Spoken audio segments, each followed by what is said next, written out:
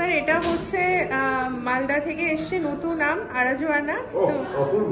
এটা কেমন টেস্ট বলুন? নতুন এসছে এটা। অসাধারণ, মানে এমন একটা আম খেয়ে মনে হয় যেন বারবার সেই আম খাই। এটা হচ্ছে আরাজুয়ানা। আরাজুয়ানা আর কেউ পারবে না এরকম আম বানাতে। এটা আজকেই নেমেছে মনে হয় না? বাঁকুড়া না, এটা স্যার মালদা। এটা আজকেই এলো মালদা থেকে। এর আগে যে আমি সম্পূর্ণ শূন্য করে দিলাম যে সেটা কি হুগলির মল্লিকা আমি শেষ করে দিয়েছি। এরপর হাতে নিয়েছি মালদার আরাজুয়ানা। স্যার এরপর যেটা আছে ওটা আপনার মালদার ফজলি আছে। এটা মালদার ল্যাংড়া। হ্যাঁ, ওটা ল্যাংড়া। এটা বাঁকুড়ার আম্রপালি।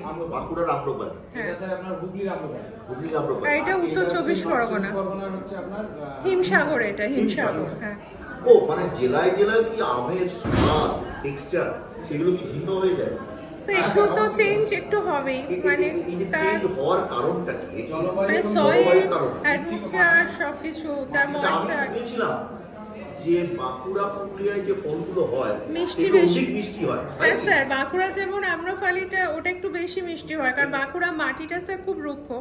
ওখানে কি আমাদের হচ্ছে পুরো ছোটনাগপুর যে প্লেটোর ওই জায়গায় মাটি খুব রুক্ষ হয়। ওই জায়গায় দেখবেন আমের টেস্টটা অন্য আম্রফালির থেকে একটু বেশি মিষ্টি, বাঁকুড়ার আম্রফালিটা। ড্রাই ওয়েদারটা ফলের জন্য সবচেয়ে ভালো একটা।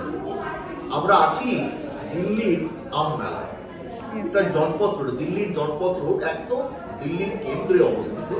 সেইখানে জনপথ রোডে পশ্চিমবঙ্গের রেসিডেন্ট কমিশনার এই আম মেলার আয়োজন করেছে। অজস্র আম আমাকে দেওয়া হয়েছে, স্যার একটু খেয়ে দেবে। এরকম যে আমেদের সঙ্গে থাকতে হবে, আমি চিরকাল বলেছি আমাদের সঙ্গে থাকো, এখন আমেদের সঙ্গেও থাকো, এটা আমায় বলতে হচ্ছে। ফ্যান্টাস্টিক, দারুণ হয়েছে। Thank you sir.